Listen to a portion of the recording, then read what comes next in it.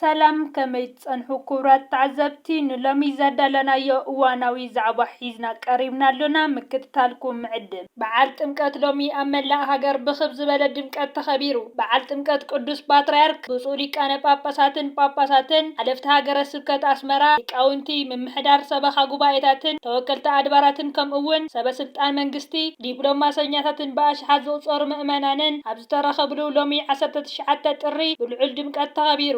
ደረጃ ሃገር ኣብ ከተማ ኣስመራ ባሕረ ጥምቀት ኣብ ዝተኻየደ ስነ ስርዓት ብመሪሕነት ሻድሻይ ፓትርያርክ ወርእሰ ሊቃነ ጳጳሳት ኦርቶዶክስ ተዋህዶ ቤተክርስቲያን ኤርትራ ብፁዕ ወቅዱስ አቡነ ባስልዮስ ቀዳማይ ብፁዕ ሊቃነ ጳጳሳት መኽፈልቲ ጸሎተ ቅዳሴ ምስ ተዋህበ ውዳሴ ማርያም ተዓዲሉ ጸሎተ ስርዓት ቅዳሴን ኪዳንን ከምኡውን ጸሎተ ወንጌልን በጺሑ በድሕሪዚ ብመሪሕነት በዓል ተራ ደብረ ፀሓይ አቡነ ተክለ ሃይማኖት ሓዝሓዝ ምርሓት ምስ ተኻየደ ኣብ ቤት ጽሕፈት ፓትርያርክ ሓላፊ ስብከተ ወንጌል ምርጌታ ስምዖን በየነ ንበዓል ጥምቀት መንፈሳዊ ትርጉምን ስነ ምግባራዊ መልእኽትን ዝምልከት ኣስተምህሮ ሂቦም ሃይማኖታውያን በዓላትና ሃገራዊ ክብሪ ዘለዎም መኽሰብና እዮም ዝበሉ ምርጌታ ስምዖን ቀንዲ ዘመሓላለፍዎ መልእኽቲ ዜጋታት ብሃይማኖት ጽኑዕ ብስነ ምግባር ድማ እሩማት ክኾኑ ከምኡውን ከም ዜጋታት ብስኒትን ፍቕርን ክንነብር ከም ዝኾነ ብምጥቃስ በዓላትና ብሓጎስን ደስታን ክነሕልፎ ዋጋ ተኸፊልዎ ስለ ዝኾነ ዘለዓለማዊ ዝኽሪን ክብርን ንሰማዕታትና ኢሎም ታቦታት ብድሮ ኣለባብስያ ካህናት ዲያቆናትን መዘምራትን ተምሃሮ ሰንበት ምእመናን ተሰንዩ ከካብ ኣብያተ መቕደሱ ኣብ ባሕረ ጥምቀት ኣብ ዝተዳለወሉ ቦታ ምስ ቆመ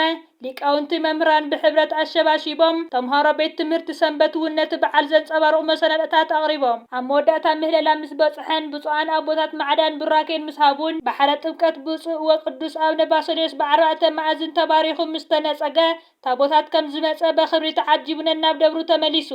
ንዝሓለፈ 4 ዓመታት ንኤርትራዊ ካብ ሃገራዊ ማንነቱን ክብርታቱን ንምብህራር ዳሳት ኤርትራውያን ይካየድሉ ኣብ ዝነበረ እዋን ሃይለ መርቆሬዎስ ዝተባሃለ ኣብ ሃገራት ኣውሮጳ ዓስኪሩ ዝርከብ ዝተፈላለዩ ምንቅስቓስ የካይድ ከም ዝነበረ ዝተገለጸ እንትኾን ኣብ ዝቕነያት ኣብ ማሕበራዊ መራኸቢታት ብምቕራብ ኣብ ኤርትራ መንግስቲ ምቕያር ነቲ ዝቕየር ነቲ ሓድሽ መንግስቲ ዝትከአልና ኸኣ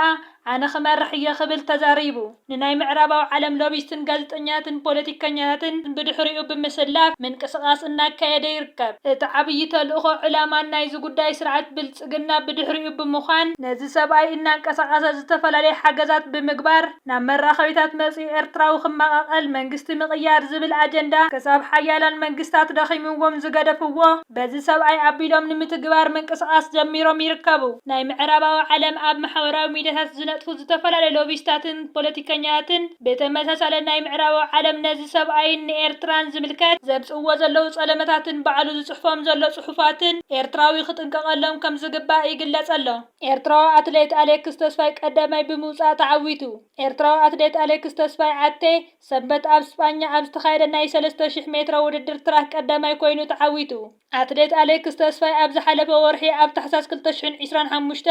ኣብ ዝተኻየደ ራብዓይ ውድድር መናእሰያት ኣፍሪቃ ኣብ ውድድር 3000 ሜትሮ እውን ቀዳማይ ምውጽኡ ይዝከር መንግስታዊ ቴሌቪዥን ስዑድ ዓረብ ሎሚ ሰንበት ጽኑዕ መጠንቀቕታ ንመንግስቲ ኢሚራት ኣውፂኣ እቲ መልእኽቲ ኣብ መንጎ ኣብ ኣውዳቢ ኣንጻር ስዑድ ዓረብ ዝግበር ምልዕዓል ንግስነት ስዑድ ዓረብ ኣድላይ ስጉምታት ካብ ምውሳድ ድሕር ከም ዘይትብል እዩ ዝገልጽ ተንተንቲ ፖለቲካ እዚ ከባቢ ወጥሪ እናወስኸ ኣብ ዝኸደሉ ዘሎ እዋን እቲ ምዕባለታት ዝምድና ኣብ ምብታን ክበጽሕ ከም ዝኽእል ካብ ቅልውላው ቀጠር ዝኸፍእ ክኸውን ከም ዝኽእልን የጠንቅቑ ኢሚራት ዓረብ ምስ ስዑድ ዓረብ ናብ ክፉት ናይ ሚድያን ፖለቲካዊ ግጥማትን ብምእተዋ